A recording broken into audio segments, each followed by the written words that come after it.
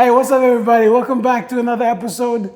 We are back here at the Base Holiday Inn Life Gymnasium. If you don't know where that is, it is a gym located inside of Holiday Inn. I will leave all the links in the description. There is a promo code coming up for people who watch on YouTube specifically, so stay tuned for that.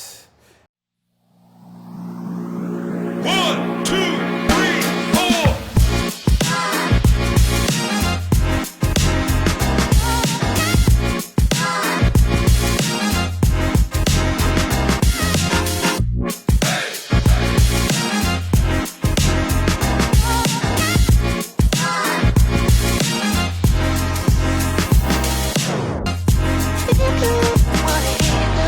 So tell us a little bit about yourself.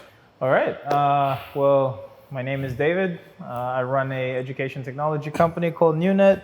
We build rural computer libraries and e-library systems. We have partnered with several amazing organizations over the last 6 years. Next week will be our 6th anniversary of operation. Nice. Yeah, on the Monday, I believe. The 22nd. So yeah. 22nd of August is 22nd August is the 22nd of August 2017 is when we started. Joey and I kind of looked at some of the issues with our education system and scale, and we wanted to solve that problem. And 6 years later, we're on the way to doing that with some incredible partnerships. Can I shout out bro. Shout out to the Sir Brian Bell Foundation, Bron, if you're watching this. When you're watching this. Shout out to Lighthouse International and Jack, Rob and the team. Shout out to the team at Niunet. Thanks for supporting me, my vision, and doing with me every day what we do to improve the lives of students everywhere. Awesome. So I want to go back to a little bit of the history of the company. Yep. Where did you see the pain points in the education system? Because to my brief knowledge, there's a lot of situations, a lot of misguided, a lot of that. Yeah. So it's interesting. First and foremost, I think our teacher to student ratios is a huge indicator of the quality of education that our students get. The state of some of the classrooms. This last week we've built 10. So this past week we've built 10 computer libraries around NCD. We'll do another 10 next week. And we've seen the state of some of the classrooms. It's really heartbreaking to see when we go into a school, the amount of energy and enthusiasm that these kids have, and then just not being given the resources to be able to take that interest. So we put in our 200th computer library that Lighthouse International has built globally. We installed that at the St. Francis Primary School in Koki. Okay.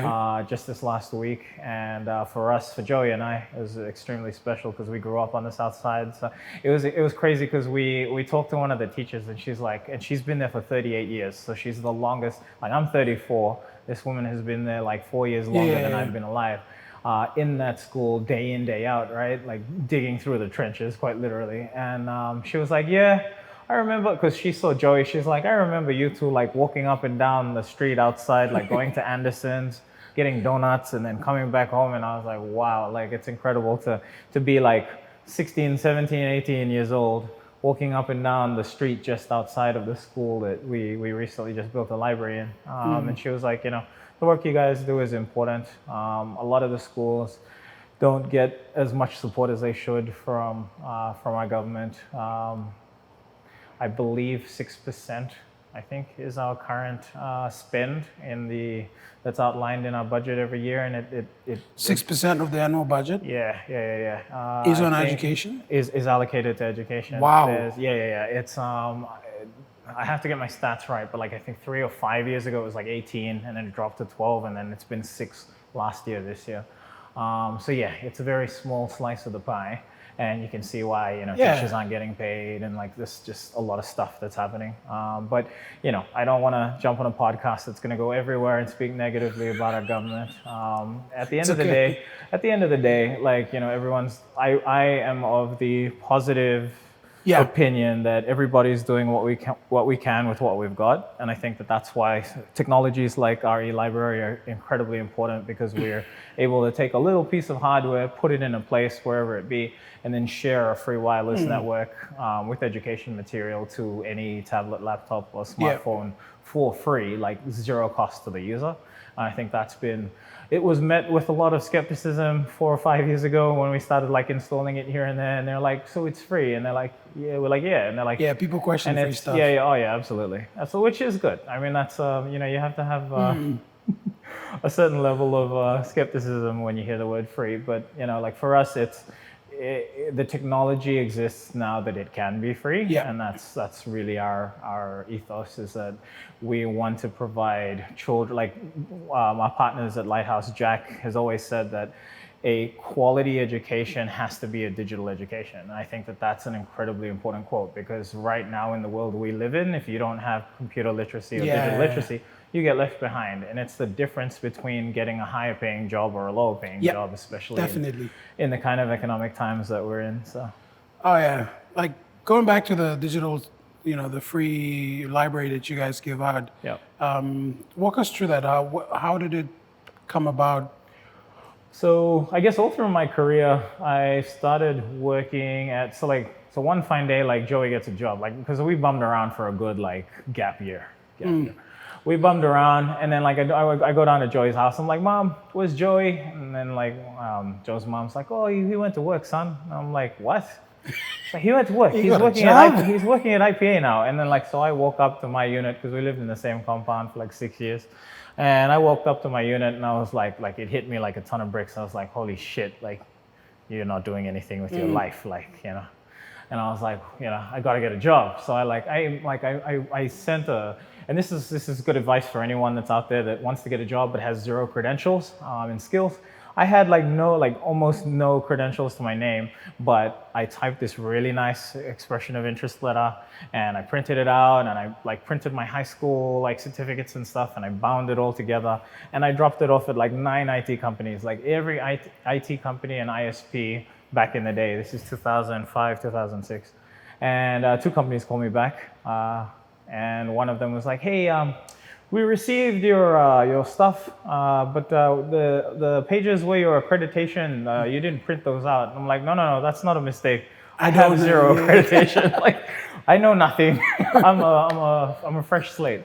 And they were like, oh, okay. Well, our boss kind of wants to meet you anyway. So I'm like, okay. So I went and I met a man named Sundar Ramamurthy. Shout out Sundar. Thanks for the first job. And he was like, look, you've got no credentials. Why should I hire you? And I was like, sir, if you give me this job, in 2 years, I'll be the highest certified person in this organization. Wow. And honestly, I started work, and 2 years, I went from level 1 engineer answering dial-up calls to level 2 engineer, level 3 engineer, and record timing.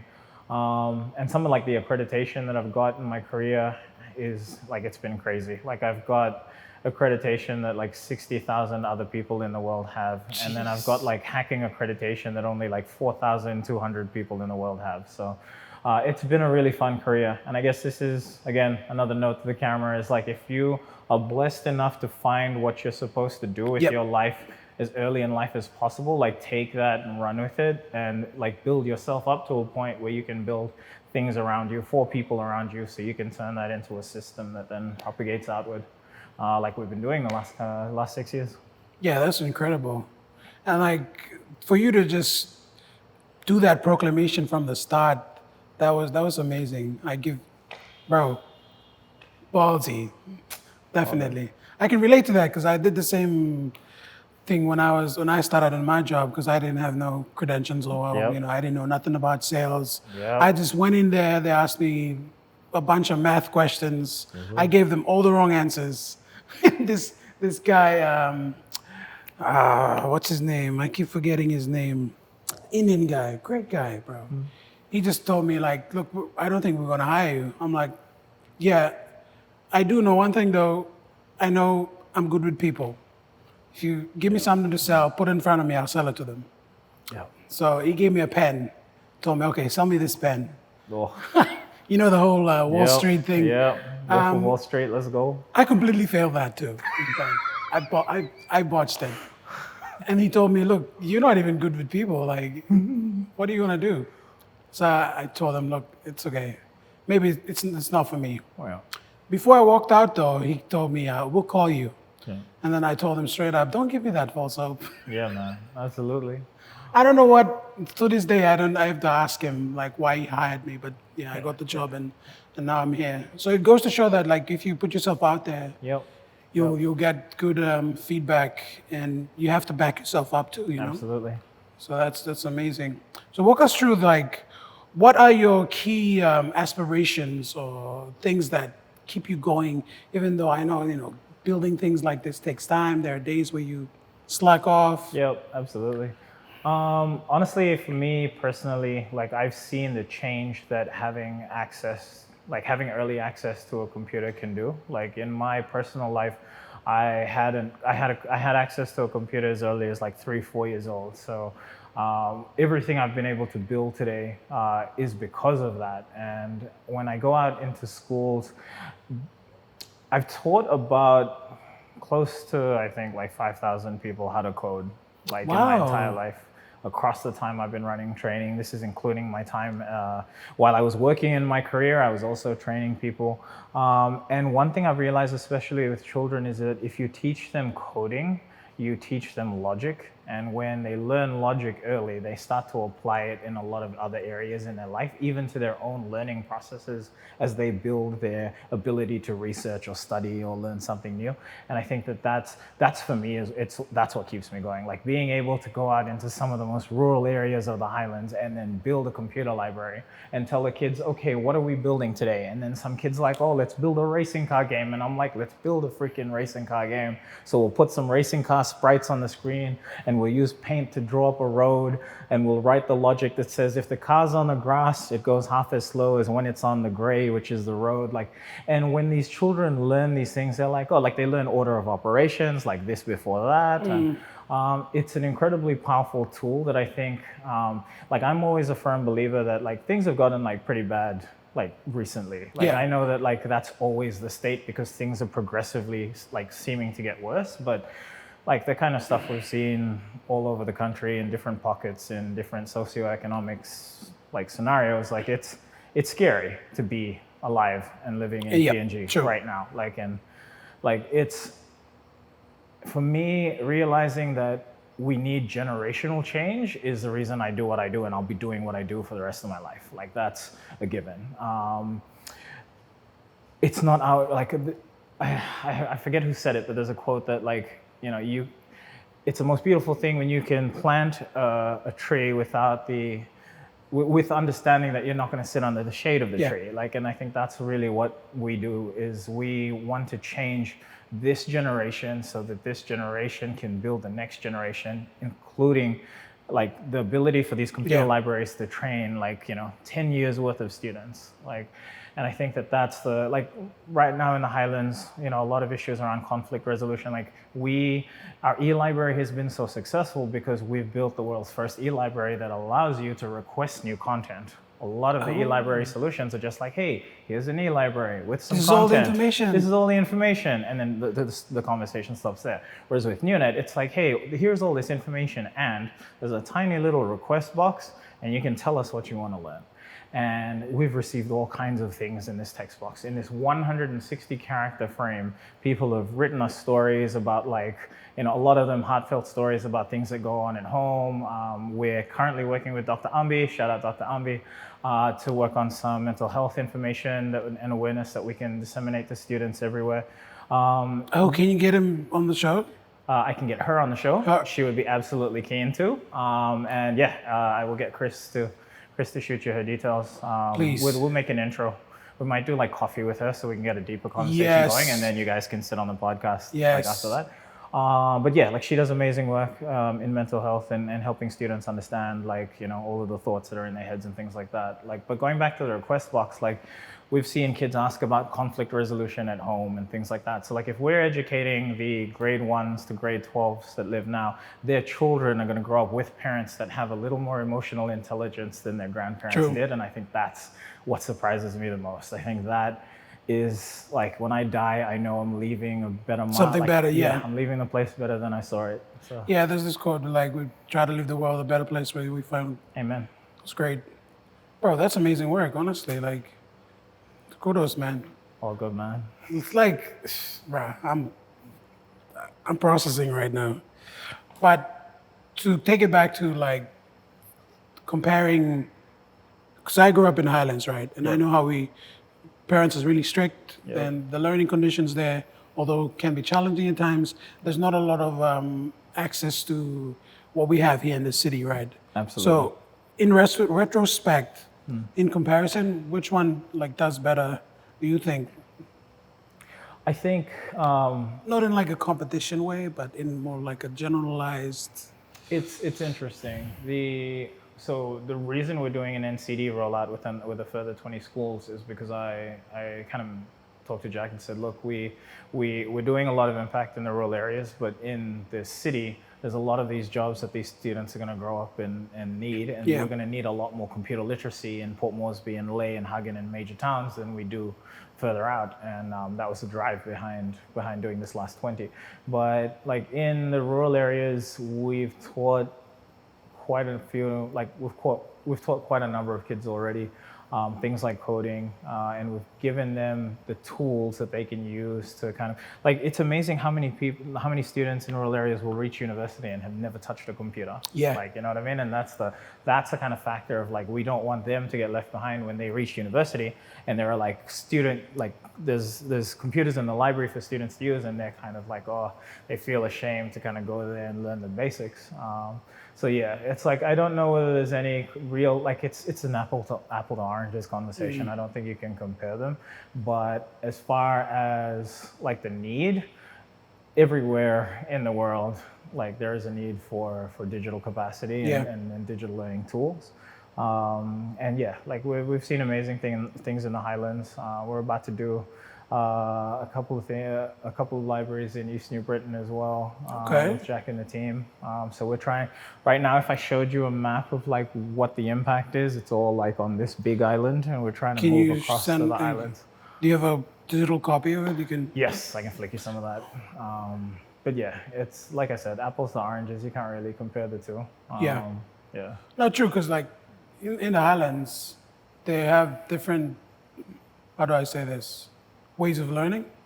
But when you go and put a computer in there, bro, you're changing lives. Like with AI, what do you think about AI? Like, what jobs is it gonna go after? Ooh, I love how you already like go after. Yeah, Like, no, because it's going. okay. Wait. So what jobs is AI gonna take? Yeah. Or what jobs are we gonna use AI to better? Yes. Well, both. there's different sides of the story, right? Yeah, You absolutely. can be with them or against them. So yeah. Yeah. Oh, yeah. I mean, like, let's not look at them Yeah. as like a group of people that are gonna Skynet and take over Yes. the world. Niunet, Skynet. I mean, come on, guys. Put two and two together. Subtract two away from the two. I don't know. Like, it's interesting. Like right now, the publicly accessible AI, or one of the most prevalent publicly accessible AIs is like ChatGPT, and like the kind of things you can do with that. And then in addition to that, we have like Midjourney and all like the AI The created paid ones. imagery and all of that. Some of the animation now and things like that. But like the deep fakes. Yeah, that's scary, bro. That could be very interesting. You know what I mean? Like, but as far as jobs go, I think that there is a lot of work being created out of the need for being able to prompt these AIs properly, and I think that's immediately businesses around the world are already hiring, and the job is like AI prompters. And these AI prompters basically take the business's needs and turn those into AI prompts that can then be scripted into like a schedule of, Content. like information being moved between business systems and AI and back. And I think that could get pretty interesting. Like I'd like to start, like I've already like sat one of my AWS exams. So shout out to Amazon Web Services. So like Amazon has some of the biggest and best AI and cloud and everything. And I think that they're in a good position. I met with some of the Pacific team at Alibi a couple of months ago, and they're keen to come into the Pacific and make some noise, which is amazing. And yeah, like artificial intelligence, machine learning, and then again, quantum computing, and we'll talk about that in a little bit. But like right now, where it sits, publicly accessible AIs like ChatGPT and Midjourney have already changed some industries. The content creation industry, overnight, right? Like being able to have your scripts written for you in minutes, like in seconds. Yeah, like it's. And then like for it to keep context of what you've asked in the past and continue to provide like incredible insight and value, like I think that's pretty amazing and free, like, again, free. It's interesting. I think I will, now that I have a place to say this, I will say that we have to be careful with what we're asking or what we're training these AIs to do, because I think we should understand that everybody globally that is querying this AI is literally teaching the future AI that we're going to get access to. And I think that's an important thing to realize.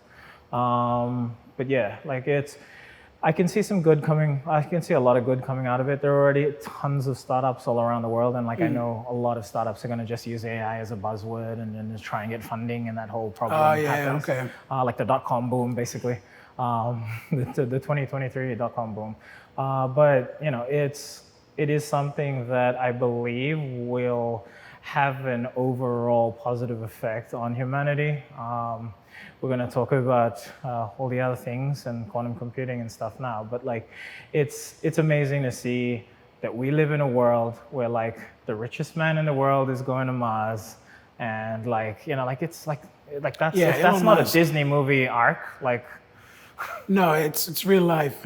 It's real life, and yeah. So artificial intelligence is here to stay, and it's pretty cool that we can do some of the things we can do with it already. Obviously, there's a cyber warfare aspect of it now. Like that's going to get pretty interesting as well. Cybersecurity in itself is going to be interesting because of changes in AI. The medical industry, the Neuralink stuff that we'll talk about later, like having a computer, like put in 200 sensors. Like with no like doctor or human intervention into your mind, so that you can have like a chip. Oh yeah, the Neuralink like, thing, bro, that's crazy. Like that's a lot. Like if we can do that for extracurricular like research, like that was this guy. Actually, I saw it online. He had that Neuralink, and he can walk now because his spine is connected to his head via Bluetooth. Awesome. What the? Bro, it's amazing. It's incredible. Yeah. Like so Elon Musk is working on a couple of things. One being the Neuralink and like quantum computing and all of that stuff. Tesla, and SpaceX. I was in a Tesla. You was into Tesla? Yeah, I mean, I went in. I had an Uber Tesla. Oh yeah, okay. Yeah. How was it? Oh, it's incredible. Comfortable? Yeah, it's some of the like. It really makes you think like, okay, what do I have to do to buy a Tesla? Like you have to be doing the right thing selling cars. If someone sits in your car and instantly thinks like, okay, how much money do I need to make to have one of these? But all jokes aside, it's a very luxurious vehicle. Some of the electronics in the panel, like the driver was super cool. He was like, oh yeah, and if like I can check the pressure of the tires, and he was like tabbing through this like 14-inch screen that's inside the car, like the dashboard. Pretty incredible car. But back to the brain-computer interfaces, being able to like think and type, like that's the whole that's the allure of it. But like being able to read the synapses as they fire in your brain and record those digitally, like that's sci-fi. Like that's sci-fi movie 101. Like So I mean, to be able to record someone thinking and then to replay. Record someone and the synapses that fire when I put my hand up, and then being able to press play and then have my hand involuntarily go up, like that's movie plot shit, bro. Sorry, am I allowed to cuss? Yeah, no worries, man. That's movie shit, man. But it can get pretty interesting. I think earlier off camera you were talking about the ability for use in disability cases. I think that's going to be one of the primary uses. We already have very primitive versions of brain-computer interfaces that allow people with disabilities to enhance their ability Yeah. already. And I think just Elon Musk is just taking it to the next level with the whole like 200 tiny thin like needles next to all the synapses in your Wow. head to like record, and yeah, it's pretty crazy. And yeah, so what, quantum computing? So quantum computing. What is quantum computing? Yeah, what is quantum computing? Yeah, there's like a ton of videos you can see on YouTube. I think the biggest way I can explain it is like current computing is binary, where it's like it's Numbers a one, and ones and zeros. Ones and zeros. So that's binary. It's either a 1 or a 0. It can't be anywhere in between, right? And then quantum computing is like it's 1, 0, and everything in between. What? Yeah, it's Okay, that makes sense. basically the computational power of a quantum computer It's limitless, right? is near limitless. Yeah. I think that's my one single concern about quantum computing is that whichever government or private company is able to crack the ability to be able to run some of the programs we already do now using binary computing with quantum computing is literally going to rule the world. And the reason I have behind this is that encryption of all standards right now will be null and void on the day that they do this. Like on the day they do this, they'll be able to brute force any of the current encryption standards overnight. So all of a sudden, all of the information everywhere, if you can get a copy of it, is plain text, and you can unencrypt it. And I think that's like you have like, I don't know whether you watch Black Mirror on Netflix. Okay, so like there's this like dystopian future series of episodes of stuff, and then one of them is like really far in the future where it's like everyone's privacy is public. There's no walls anymore. That's it. And it's like, yeah, there's no privacy anymore. Like, so there's still laws, and laws can just be enforced extra quickly because everybody sees everything else that everyone else is doing. And that's like a, Near future. Yeah, and 10, 20 years, I don't know. I mean, like right now it's like, okay, that amount of time. Yeah. Who knows? But if that happens, bro, I mean, as it is now, people don't want to have private lives, everything wants to be public. That's true. If you want to, everybody wants to be an influencer. Do it for the gram. Yeah, do it for the gram. Bro, but if that comes out, literally everybody will have no choice. Yeah, pretty much. But what are the good sides? Like, what can it be used to enhance? In certain circles, there's talk of like simulated worlds and realities where you can like solve like cancer in one of the universes after all the variables are created. Like, I still think they solved cancer already. They just didn't release it. oh, here we go. We're going straight into the conspiracy theories. Conspiracy, yes. I watch a lot of YouTube videos. So, 6-year anniversary coming up Monday. How long do you, you say you're going to do this for a really long time, but what are the plans without giving away too much? I guess for us, right now I'm just working on building the capacity within the team. A lot of internal trainings happened over the last kind of year, and I want to continue that for another year. We're moving in a startup. We all wear multiple roles and multiple hats, and I want to do some more training with the guys so that they can take more of my responsibility. I see myself with Niunet for at least the next 5 to 10 years. There's still so much innovation that we have to do, and being like the CEO and the CTO, I've been wearing the CTO hat a lot more than CEO, and I think that I wanna get Niunet at a point where I guess our technology and the products and things that we've built are at a place where I can scale some of our solutions. Right now, we're just excited to be rolling out these next couple of libraries. We've got some stuff planned for the end of the year. So we've got another high school program running. So we've run the high school program, I think 3 years in a row now. So we've built a system where we take in grade 10s and grade 12s. We take them in, we teach them employable, real-world ICT skills. A lot of the students, like some of the stuff just goes over the top of their heads and they're like, nah, this is too hard. But we've found some real gems, and I think the next big change of Niunet is onboarding some new people to come in and kind of learn the culture, learn the technology, and help us build the future of technology in Papua New Guinea. Yeah, we're just excited that we're at a point where we can build, PNG's next wave of digitally literate citizens. Yeah. But you are leading the wave, bro. You are the wave. No, but for real, man. Good work you guys did. Honestly, appreciate everything you guys are doing. Somebody clip this. It's gonna be Niunet something big in like Yeah. 5 years from now. Absolutely. I'm actually disappointed in our press that they don't follow you guys around. Oh no, that's probably more on our end than anything. Like we haven't reached out to our media contacts. Like Yeah, we've- but then we shouldn't be that to tell them, okay, come do your job. They should do they should your be on the, yeah. You get it?